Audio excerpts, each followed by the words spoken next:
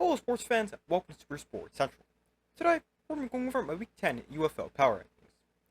Starting off by briefly recapping Week 9, the Battlehawks demolished the Brahmas winning 39-13, the Stallions hit off the Panthers winning 26-22, the Renegades easily beat the Showboats 30-12, and the Roughnecks upset the Defenders winning 24-21. But getting into this week's rankings, beginning things at number 8, I've got the Brahmas. So the Brahmas, they remain at number 8 after they were destroyed by the Battlehawks, losing 39-13.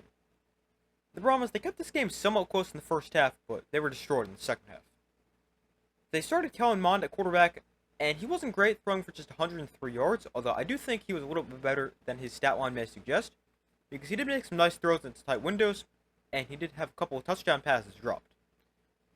Now, the Brahmas, they ran the ball well, and running back Deshaun Corbin had another great game with 85 yards and a touchdown, and the Brahmas as a team had 139 yards.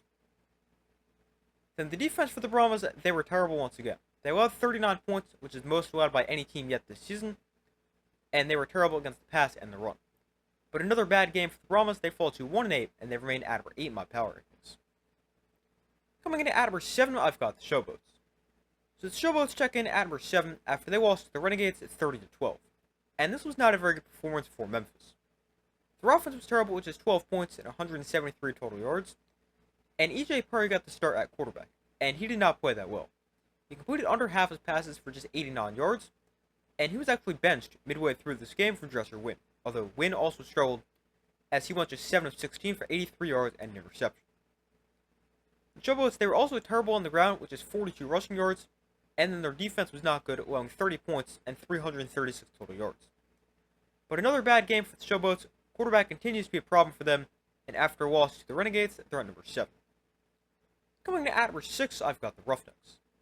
So the Roughnecks, they enter at number 6 after they upset the Defenders, winning 24-21. And this is a good performance for the Roughnecks. Quarterback Jalen McClendon had a nice game, throwing for 232 yards and 2 touchdowns. Wide receiver Justin Hall was great, with 10 catches for 126 yards, and another receiver Kike Chisholm got in the end zone twice.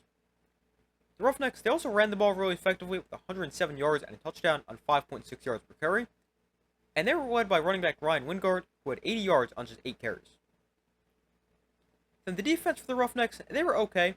They allowed 21 points, but they allowed over 450 total yards, and they nearly allowed the Defenders to come all the way back, but they were able to get a stop on a 3-point conversion that would have tied the game. But the Roughnecks, after an upset win over the Defenders, it's their 4th win of the season, and I've got them at number 6. 5th, I've got the Renegades. So the Renegades check in at number 5 after they easily beat the Showboats 30-12. And this was a pretty close game in the first half, but then 18 points in the second half really led the Renegades to the win. The offense was good with at least 30 points for the second straight week, and Luis Perez had a pretty good game as he threw for 206 yards and 2 touchdowns, and backup quarterback Holton Ahlers also threw a touchdown. Receiver Tyra Vaughn had a huge game with 8 catches for 107 yards and a score, and the Renegades, they're also great on the ground with 134 yards and a touchdown on the ground. Then the Renegades' defense was also great, and they really needed a good defensive performance, and that's what they got. They allowed just 12 points and 173 total yards, while also getting 5 sacks and forced a couple turnovers. But the Renegades, after a big win over the Showboats, they snapped their 4-game losing streak, and they're at number 5. Coming in at number 4, I've got the Defenders. So the Defenders fall a couple spots to number 4 after they lost to the Roughnecks 24-21. The Defenders, they trailed 24-9 entering the 4th quarter and almost came back, but ended up falling short. Jordan Tayama got the start at quarterback, but he only played half the game because this was a pretty meaningless game for the Defenders.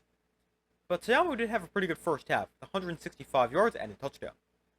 And then backup quarterback Mike DeLello was pretty good with 206 yards and a touchdown in the second half. Wide receiver Cornell Powell was also great with 8 catches for 104 yards and 2 touchdowns. And he now leads the UFL with 7 touchdown catches. Now, the Defenders' defense wasn't the best. They allowed 24 points and 331 yards, and they only had just 1 sack. And overall, this wasn't the most impressive game for the DC defense. But I had the Defenders falling from 2 to 4. You can argue that's a little harsh because they were playing with their backup quarterback for the second half of the game because this game didn't really mean a ton to them. But they did lose to the Roughnecks, who aren't very good, so I do think you have to drop them a little bit. But I've got the Defenders at number 4. 3rd, I have the Panthers. So the Panthers, they're another team falling a couple spots as they fall from number 1 to number 3 after a 26-22 loss to the Stallions. The Panthers, they had a chance to win this game but couldn't get in the end zone at the end of the game and ended up taking the loss. Backup quarterback Danny Etling started for the second straight week as Bryce Perkins remained out with an ankle injury, and Etling was pretty good. He threw for 236 yards and 2 touchdowns, and receiver CLC Mariner had a nice game with 5 catches for 115 yards and a score, and he actually leads the UFL with 527 receiving yards. Then on the ground, the Panthers, they didn't have their best game, they were still solid, as they ran for 106 yards and a score against the league's best run defense. Then defensively for the Panthers, they did not play that well. They allowed 26 points and really struggled to stop the pass, allowing over 300 passing yards, although they were very good at stopping the run. But the Panthers, after a loss to the Stallions, they fall to 6-3, and to number 3 in my power rankings. Third, I've got the Stallions. So the Stallions, they're another team moving up a couple spots as they go up from 4-2 after they beat the Panthers 26-22. The Stallions' offense was good at 26 points, and they're really starting to find their stride offensively. As in their last 4 games, they're scoring over 28 points per game, whereas in their first 5 games, they were averaging just 17 points per game. Quarterback Jamar Smith had another great game as he threw for 307 yards and 2 touchdowns, and with how Jamar Smith has been playing, I think the Stallions have to stick with him even once Alex Magoo and Matt Corral return from injury. But the Stallions, they did not run the ball too effectively, as they were held to just 69 rushing yards on 3.4 yards per carry, although running back Larry Roundtree did get in the end zone twice. Then the Stallions' defense wasn't amazing, allowing 222 points and 325 total yards, but they got a big goal line stop at the end of the game to seal the win. But the Stallions, after a win over the Panthers, they're number 2 in my power rankings. And coming in at number 1, I've got the Battlehawks. So the Battlehawks, they move up to number 1 after they destroyed the Brahmas, winning 39-13. And their 39 points, the most any team has scored yet this season. Quarterback Max Duggan only played the first half of this game because it was a meaningless game, but Duggan did have a pretty good first half. He didn't have a great game as a runner, only running the ball 1 time, but I don't really think the Battlehawks wanted him to run the ball. Instead, he was a really good passer, completing 12 of his 17 passes, 133 yards, and a touchdown. And I think this might be the best Max Duggan's looked this season as a passer.